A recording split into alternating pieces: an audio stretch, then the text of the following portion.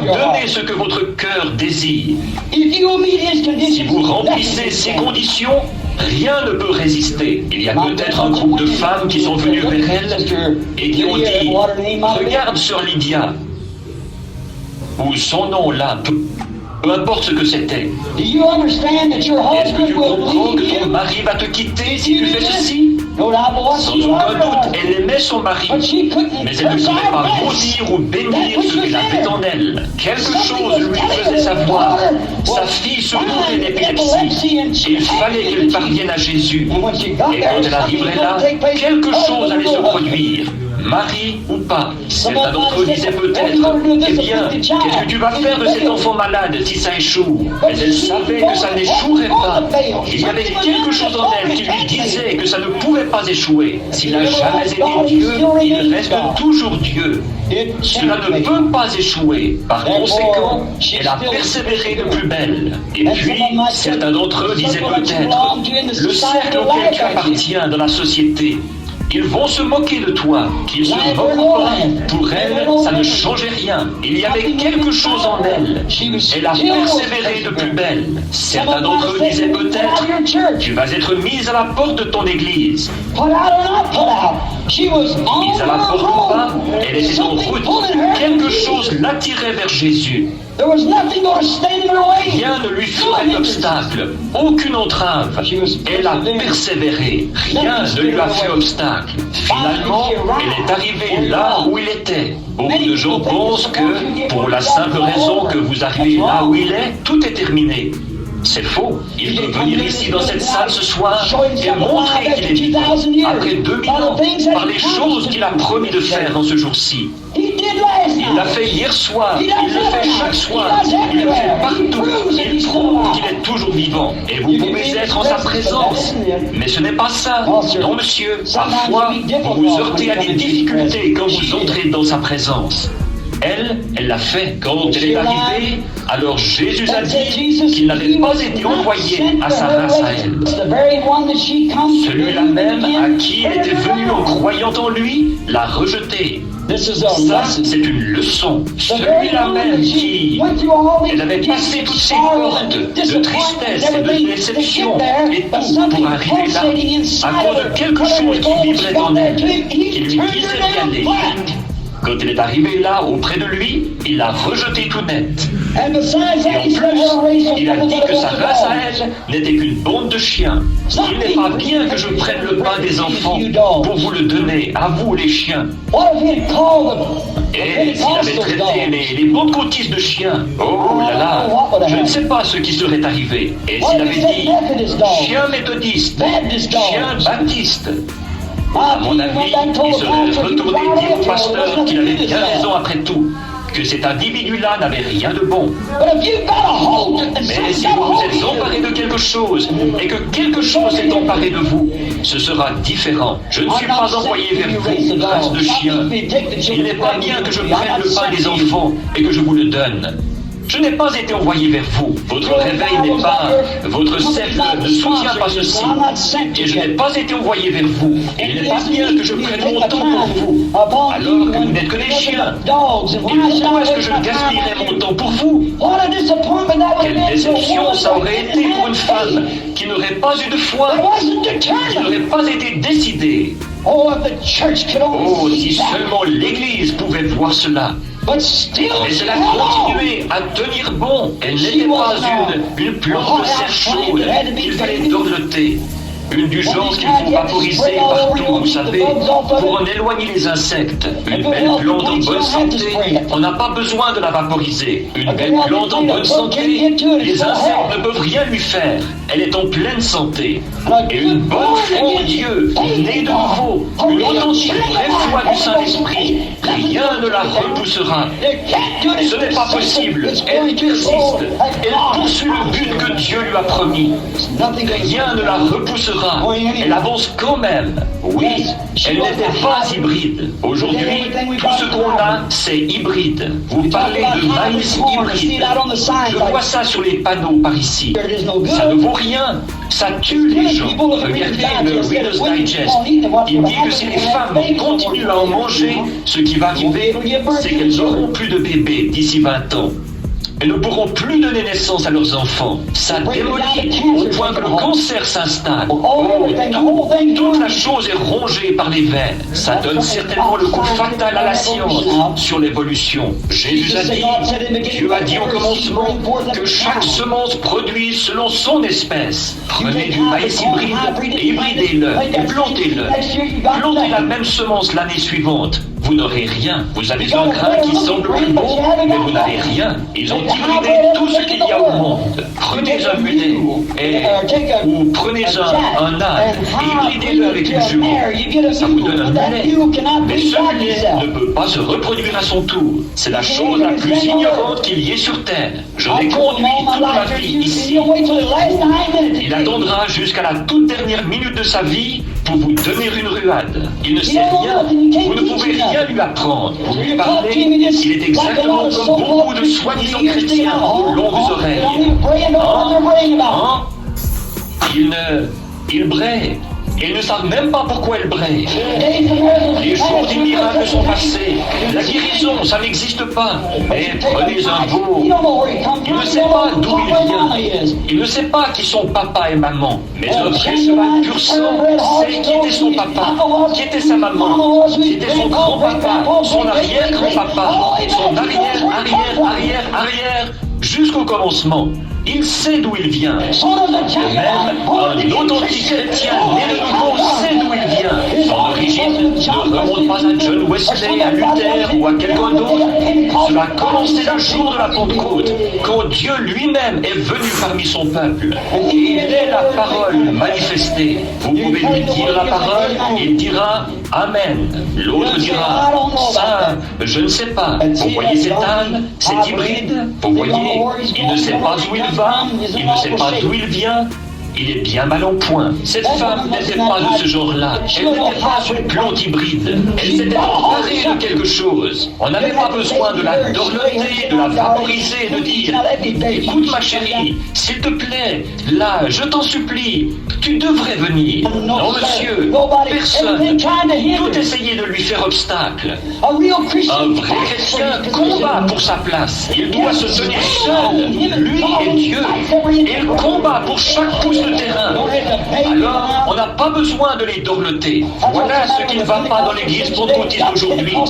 On a des bébés pentecôtistes qu'on a sans cesse aspergés et sur qui on a vaporisé ceci, cela et autre chose.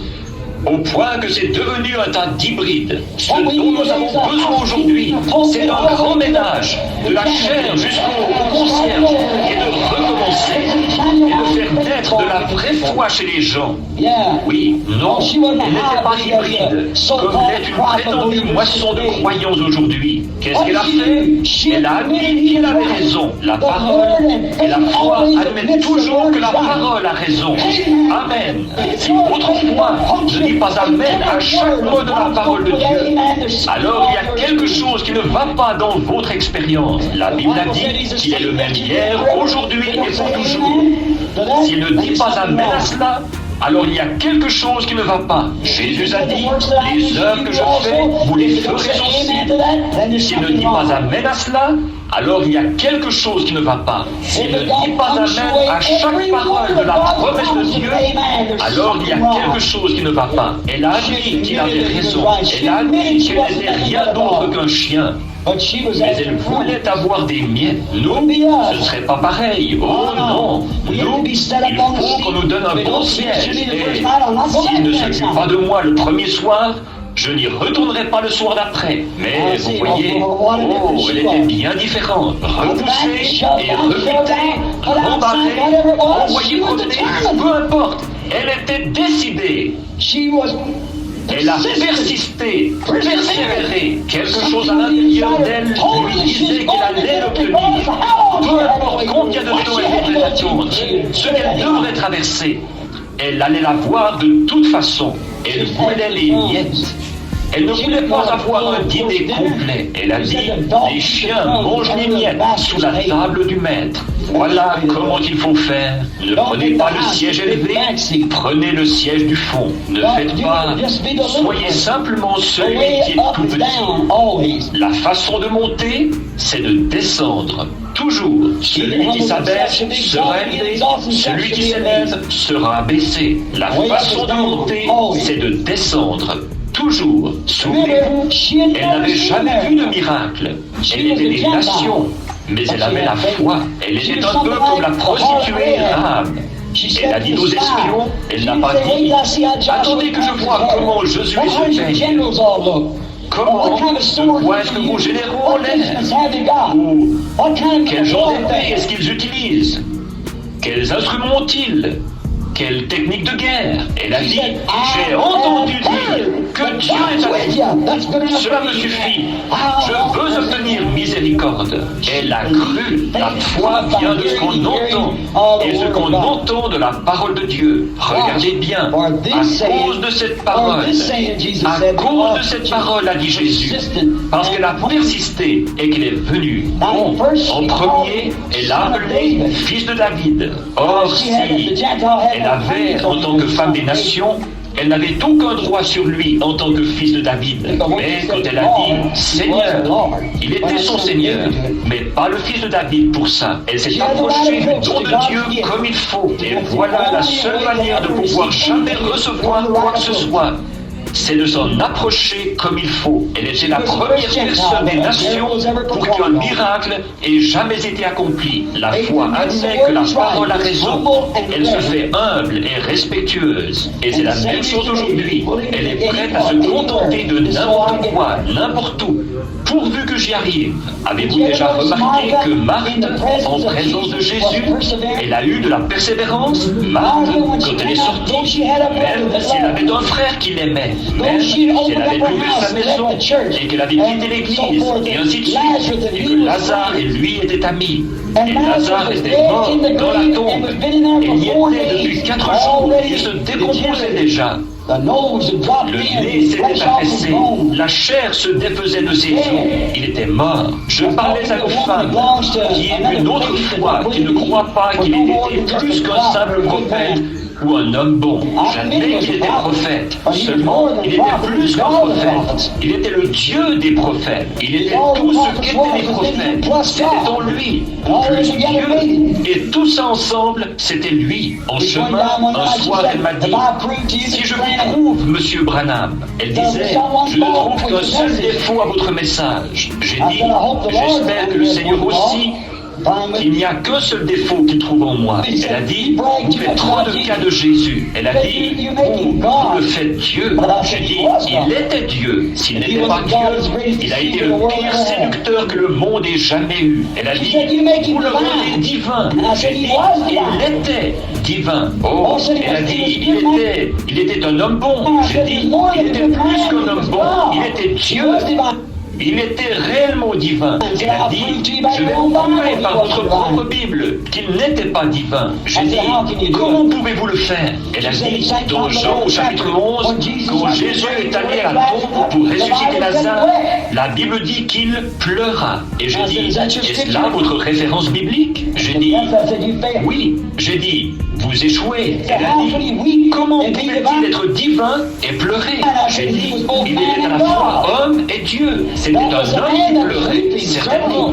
J'admets que c'était un homme qui pleurait, mais il s'est tenu près de la tombe, qu'il a redressé son petit corps frêle et qu'il a dit, Lazare, sors! Et qu'un homme qui était mort depuis 4 jours s'est levé sur ses pieds et a repris vie, c'était plus qu'un homme. Oui, monsieur, la corruption a reconnu son maître, l'âme a reconnu son créateur, et il était à 4 jours de voyage quelque part. Je ne sais pas vous non plus, mais quoi qu'il en soit, quand il a parlé, il est sorti. Amen. Ça, c'était plus qu'un homme. Il était un homme quand il est descendu de la montagne ce soir-là. Après être arrivé, il avait faim. Il regardait les arbres en chemin pour trouver quelque chose à manger. Quand, en regardant un arbre, il a maudit l'arbre qui n'avait pas de fruits. Il était un homme quand il avait faim. Et quand il a pris 5 petits pains et 2 poissons, et qu'il a nourri 5000 personnes, on a rempli 5 paniers avec les morceaux qui restaient, c'était plus qu'un homme. C'est ça, il était un homme quand il était couché là sur l'eau ce soir-là, à l'arrière d'un bateau. De la vertu était sortie de lui toute la journée, alors qu'il prêchait et qu'il guérissait les malades. De la vertu était sortie de lui, à cause des gens, alors qu'il discernait les pensées de leur cœur. Et 10 000 démons de la mer avaient juré de le noyer ce soir-là. Le petit bateau était là comme un bouchon de liège, agité dans tous les sens. Le diable disait, je l'ai maintenant. Et il semblait que tout était fini. Mais une fois qu'il s'est levé, qu'il est monté et qu'il a posé le pied sur le bastingage du bateau, et qu'il a levé les yeux et qu'il a dit, silence, c'est toi. Et que les vents et les vagues lui ont obéi. C'était plus qu'un homme, c'était Dieu. Il était un homme quand il a imploré miséricorde sur la croix. C'est vrai, quand il a crié pour qu'on lui donne à boire et qu'ils lui ont donné du vinaigre, c'était un homme. Quand il est mort, sanglant, pleurant, crucifié, cloué à la croix, il était un homme. Mais le matin de Pâques, quand il a rompu les sceaux de la tombe et qu'il est ressuscité, et qu'il a dit, je suis celui qui était mort et qui est vivant au siècle des siècles, c'était plus qu'un homme. C'était Dieu dans un homme, son Fils. Pas étonnant que Marthe, qui comprenait cela, ait persévéré en présence de Jésus. Elle a dit, si tu avais été ici, mon frère ne serait pas mort. Mais maintenant même, tout ce que tu demanderas à Dieu, Dieu te l'accordera. Oh, si seulement nous pouvions avoir ces paroles dans nos cœurs ce soir. Je sais que je suis dans un fauteuil roulant. Je sais que j'ai le cancer. J'ai des problèmes de cœur, quoi que ce soit. Je sais que le médecin dit que la fin de mes jours est proche. Mais maintenant même, Seigneur, tout ce que vous demandez à Dieu, il le fera. Il est assis à la droite de sa majesté pour intercéder sur notre confession. Persistez simplement autant que Marthe. Il semblait qu'il l'avait rejeté. Elle l'avait envoyé chercher et il n'y était pas allé. Elle avait de nouveau envoyé quelqu'un et n'y était pas allé. Finalement, après qu'il était enterré depuis 4 jours, le voici. Mais elle a continué à persister. Elle s'était emparée de quelque chose. Elle avait vu ses œuvres. Elle savait que c'était Dieu. Elle le savait. Elle a persisté. Elle a reçu ce qu'elle avait demandé. La Sunamite, en présence d'Élie, elle a persisté. Oh, le bébé était mort et étendu sur son lit. Et Élie a essayé de prendre un bâton loin et de l'envoyer par Géasi pour le faire poser sur l'enfant. Mais elle, sa foi n'était pas dans le bâton. Elle était dans le prophète. Elle savait que Dieu était dans ce prophète, parce qu'elle avait vu s'accomplir les paroles qu'il avait dites. Il était un prophète confirmé. Elle savait que ce qu'il disait venait de Dieu. Et il a dit, son âme est vivante. Je ne le quitterai pas jusqu'à ce que je sache pourquoi. Et elle est restée avec lui. Elle a persisté jusqu'à ce qu'elle obtienne ce qu'elle demandait. Ça me rappelle, ici, il n'y a pas longtemps, une petite femme qui venait de la Californie, quand j'habitais encore à Jeffersonville. Dans le royaume de Babylone, où les murmures de la cour résonnaient aussi fort que les décrets royaux, un homme se distinguait par sa sagesse et son intégrité, Daniel. Sa faveur auprès du roi Darius suscitait une jalousie amère parmi les autres fonctionnaires. Cherchant sa chute, ces hommes envieux conçurent un piège diabolique. Ils persuadèrent le roi de signer une loi irrévocable, un édit interdisant à quiconque, pendant 30 jours, d'adresser une prière à un dieu ou à un homme autre que le roi lui-même. La sanction pour toute désobéissance était terrible, être jeté vivant dans la fosse aux lions. Face à ce décret, Daniel ne fléchit pas. Sa foi en Dieu était le pilier de son existence, plus inébranlable que les lois des hommes. Comme à son habitude, 3 fois par jour, il ouvrit les fenêtres de sa chambre, orientée vers Jérusalem. S'agenouilla et pria son Dieu. Ses ennemis, qui l'épiaient, se hâtèrent de le dénoncer au roi. Le cœur de Darius fut empli de chagrin. Il estimait Daniel et réalisa trop tard le complot dont il avait été l'instrument. Lié par sa propre parole et la loi des Mèdes et des Perses, il fut contraint, la mort dans l'âme, d'ordonner que Daniel soit arrêté et jeté dans la fosse aux lions, alors que la lourde pierre